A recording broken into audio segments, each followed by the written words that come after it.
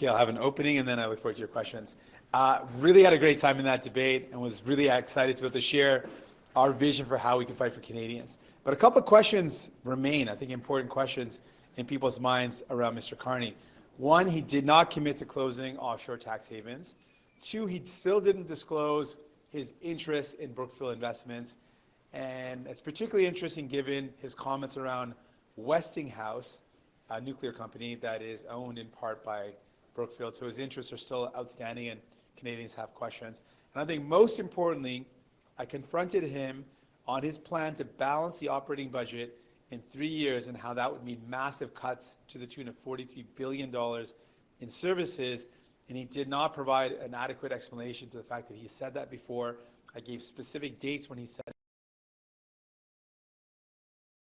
Former Liberals who've said, or long-time Liberals who've said that his plan will have massive cuts, did not provide an adequate explanation of that. And so for Canadians who are worried after hearing Mr. Carney and hearing from him, any government that wants to cut the things that you hold dear, that you care about. Donc, je suis ma vision dans cette dans laquelle on se retrouve. Donc, j'ai vraiment aimé l'expérience et l'occasion. Mais je pense qu'il y a plusieurs questions qui étaient soulevées à cause de ce que M. Carney a dit ou n'a pas dit. Donc, premièrement, d'abord, le fait qu'il n'a pas s'est engagé de mettre fin aux paradis fiscaux, aux échappatoires. Ça, c'est une inquiétude. Deuxièmement, il n'a pas encore expliqué ses intérêts toujours dans Brookfield Investments et le fait qu'il a mentionné une entreprise Westinghouse, une entreprise nucléaire, ça soulève encore des inquiétudes. Et finalement, je pense le plus important, c'est le fait que j'ai confronté M. Carney sur le fait que son plan d'équilibrer le budget d'opération en 3 ans va dire des coupures massives en santé, des coupures de 43 milliards de dollars. C'est quelque chose qui n'a pas donné une bonne explication. J'ai donné des dates où elle a dit ça. J'ai montré qu'il y a des libéraux de longue date qui ont dit que son plan va dire des coupures massives et ils n'ont pas donné une bonne explication de tout ça. Donc, si vous avez peur des coupures de M. Carney, vous avez le pouvoir de voter pour l'NPD, d'envoyer les NPD à Ottawa et on va défendre confronter ou défendre contre n'importe quel gouvernement qui veut couper dans les soins de santé. On va défendre ce qui est cher à nous. Yeah, merci. Yeah, I don't know the details about that, but I know there's some concerns around perhaps Rebel Media, but I don't know enough details to get into that. I'm happy to be able to have an opportunity to talk to you right now, but I don't know enough about what happened. Yeah, I don't know enough about it to make the assessment of if it was a right or wrong decision.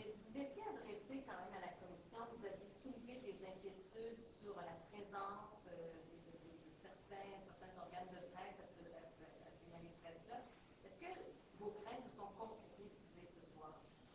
Oui, effectivement, oui, on a soulevé des craintes qu'il y a des organismes qui font la promotion de désinformation, mésinformation, et ça, c'est un grand problème. Et j'ai soulevé cette inquiétude et ça continue d'être une inquiétude. Et donc, ça, c'est pourquoi je ne réponds pas aux questions des organismes qui font la promotion de la désinformation. Ce n'est pas quelque chose qu'on doit faire. Et craignez-vous que ce qui s'est passé, le contenu du débat passe en quelque part dans une trappe à cause de ce qui s'est passé entourant le débat? Je pense que j'ai soulevé l'inquiétude qu'un grand enjeu qui frappe fort dans notre pays, une crise nationale, une crise dans presque dans toutes les provinces, c'est une crise de santé. Et le fait que les débats n'ont pas inclus un thème de santé, c'était une inquiétude qu'on a soulevée parce que c'est une inquiétude des Canadiens. Partout où je voyage, les gens ont soulevé cette inquiétude. Et je pense que dans presque tous les autres débats dans le passé, on a eu une section où on a discuté les santé. Donc, C'était, je pense qu'une erreur, c'était un problème. Et j'ai essayé d'ajouter ce thème dans les questions, dans les débats en français et aussi en anglais. On immigration, in both nights at both debates, you basically said that you needed to study the issue further, whether to increase or decrease immigration levels. And you've been leader for so many years. I'm wondering, do you not have enough information now to know what you think we should do? No, just to clarify, I said that the decision about the level that we set immigration should be based on an expert panel. It's not something that I should just throw out a random number. It should be based on what our needs are. And so fundamentally, we need immigrants. We need new Canadians. There's no question about it. Speak to anyone that works in the agriculture sector here in Quebec or anywhere across Canada. We need new Canadians. We need new Canadians in the construction field. We know to build the homes that we need, we absolutely need new Canadians. So we need immigration. It's a fundamental part of our country. I'm saying the way we set that level should be based on a panel of experts that assess our labor market shortages, assess our needs, what would meet our needs, and what we're capable of accepting. That's how we should do it. I also want to ask you about that. Follow up and then you. Thank you. I also want to ask you about nuclear power. You hedged on that in the French debate. I'm wondering if you can give a clear answer as to whether you think Canada should use more nuclear power. It's not the source of power that I favor. I would rather us make investments in hydroelectric and wind and solar. Those are the areas of energy that I most favor. I am open, though, to looking at nuclear and looking at nuclear as an option, but it's not my first option when it comes to investments, but it is something that I think can be a potential option. We have to look carefully at it.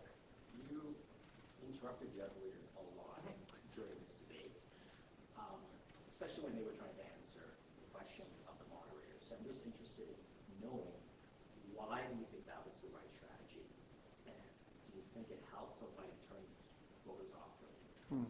I'm a scrappy guy. I want to fight for people. I want to fight for the things that I care about. When someone says something that makes no sense, like when I hear Mr. Poilievre talking about housing, the guy built 6 homes when he was the housing minister. That's got to be called out. You know, when Mr. Carney is talking about giving a tax break to millionaires because they're wealth creators, how is it? And they're the folks that create wealth. Yeah, they sell stocks. Selling stocks and should not get you an advantage in the tax system. I think that's a problem. So things that don't sound right, the things that don't sit well with Canadians, I want to call them out. I'm ready for a debate. People can challenge me and push back on me. I'm ready to push back on people that say things that don't sit well with Canadians that are not true. You can make that point, and it's your time to speak. You can now lose the civility, which is something that we don't really see in politics. Well, I believe in, of course, I've listened and heard people speak, and I was able to hear other folks' opinion. I also think that you should be able to call someone out. It's a part of our national conversation. No one will ever fault me for being anyone like Pierre Poilievre and his attacking ways and his approach, which is kind of demeaning to people. That's what people have seen from him through his history as an attack dog. That's what folks have called him in politics. That's obviously never going to be me. But yeah, I'm going to push back when people say things that are wrong and things that are going to harm Canadians. When people don't want to be honest about the fact that they're going to cut. Mr. Carney is not actually telling Canadians the truth about his cuts to healthcare. I'm going to push back on him. So I think that's what Canadians expect of a strong leader, and that's what they should expect of a new Democrat. I'm always going to fight for people. Mr. Singh, you talk a lot about what you don't want. You don't want Americans to have healthcare. You don't want groceries to cost too much. You don't want cuts. What do you want? What do you actually want to build? I didn't actually hear a lot in the debate about things you wanted to create. Well, I mean, putting a price cap on food essentials is a policy that would actually bring down grocery prices. That's putting forward a new policy. Banning corporations from buying up affordable homes protects the homes that we have that are affordable. And we've laid out a lot of our vision for how we would build more affordable homes. I want to keep our federal land public, owned by us, and then work with community organizations to build affordable homes on those lands. The Liberals and Conservatives want to sell it off. I've laid out our plan that for building a nation-building project to build to build a Canada. Oh, okay. To build a Canada that's more resilient. I believe in building an electric east-west grid. I think that's something that's really important. And so I talked about how that's for healthcare. We got to hire more healthcare workers, more nurses, more doctors, and I laid out a plan to do that. I want to strengthen healthcare and improve it. No one should have to wait for hours and hours in an emergency room. No one should have to wait for years and years before they get care. So I've talked about how we could build a better Canada by investing in healthcare, by investing in clean energy, by building up a more resilient country. Yes. I need to ask you about it because it's in your former rank of Artron Laboratories. So Artron developed one of the best rapid tests in the world. It did get some contracts with the federal government, but now it is, and 16 other Canadian GPE manufacturers are writing letters to the lobbying commissioner asking whether political insiders received preferential access to pandemic contracts.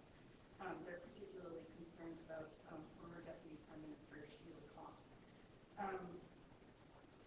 So 800 people lost their jobs when Artron didn't get a larger contract after millions in investment by the federal government.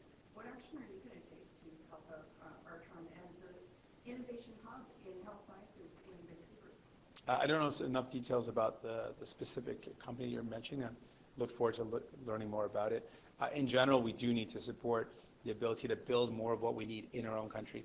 In fighting back against the threats from Donald Trump and from the United States, it has become very clear we cannot be dependent as we are on the United States. And during the pandemic, we saw we can't be so dependent on foreign governments or foreign countries to build or to supply us with the things that we need. So we've got to build those things more in Canada. Fundamental things like PPE, like vaccines, the manufacturing capacity to build the things that we need in our country have to be supported. One way to do that is if we have a procurement plan. This might address some of your question, that we have a procurement plan where a rule around procurement at the federal level, where if we're spending federal money, it has to go towards Canadian businesses that hire Canadian workers and create good Canadian jobs. Having a procurement system like that or rules around that would create a better climate for businesses to know that government money is going to be spent on Canadian businesses making the products that we need in Canada with Canadian workers. But Mr. Singh, there is a problem with the governments that have been incumbent for a long time, according to researchers, that political insiders tend to get preferential access. Researchers call this corruption in a developed country. So what actions will your government take to ensure that companies bidding for federal contracts face a level playing field? Yeah, I think a part of the solution around that is having a proper tender process where the bids, there's transparency around what elements can be transparent. There's also important ways to review the decisions we make. The Auditor General obviously does a value for money audit in terms of are we getting the best value for the investments we're making. We need to make sure that our tender process is happening in an appropriate manner. And you're right to point out that there have been really problematic examples where insiders have received projects that's wrong. We've also seen examples where people have received projects and not produced anything of it. So there's ways that we need to, those are certainly things that we need to fix. Do you think, Mr. Singh, that maybe you did enough tonight in order to convince Canadians, particularly progressives, that you are the better choice other than Mark Carney, specifically Canadians who are maybe concerned with strategic voting? Yeah, I think that's exactly what I wanted to do. I wanted Canadians to hear our vision and to have some concerns about what Mark Carney's plans really are. And for Canadians who heard Mr. Carney not willing to respond to some of the really important things, particularly the fact that his plan, and I laid it out in a lot of detail, his plan specifically to balance the operating budget in 3 years will mean massive cuts. He said so on February 16th when he was live in an interview with Rosie Barton. He said very clearly that he had to cut spending, that it would be in the operating budget. He defined the operating budget very clearly in that interview as transfers to health and other transfers. And he said that he would have to cut. And then even furthermore, I pointed out to Mr. Carney as well, and I want Canadians to know this, that Karina Gould, who was someone that was a former House leader, also said that Mr. Carney's plan would require massive cuts to achieve. And so people need to know that. And in a time of crisis, in a time of real worry that Canadians have, is it the right thing to do to cut healthcare at a time when we need to be strengthening the thing that Canadians hold most dear? When we think about who we are as a country, people wrap themselves in the flag of universal healthcare. Well, he wants to cut it. Canadians need to know that. If you want to stop that, you've got the power to vote for New Democrats who will go to Ottawa and defend our healthcare.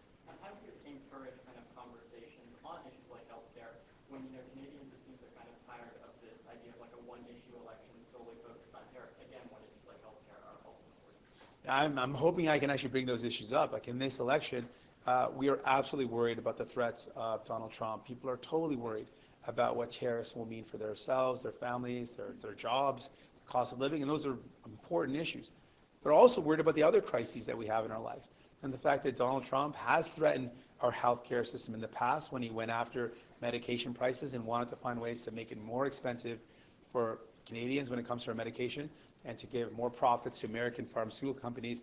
We know that he has healthcare in his eyesight. So talking about healthcare is absolutely appropriate, given that it's always a top issue in Canadians' minds. And now, more than ever, we're in a pretty serious crisis around healthcare.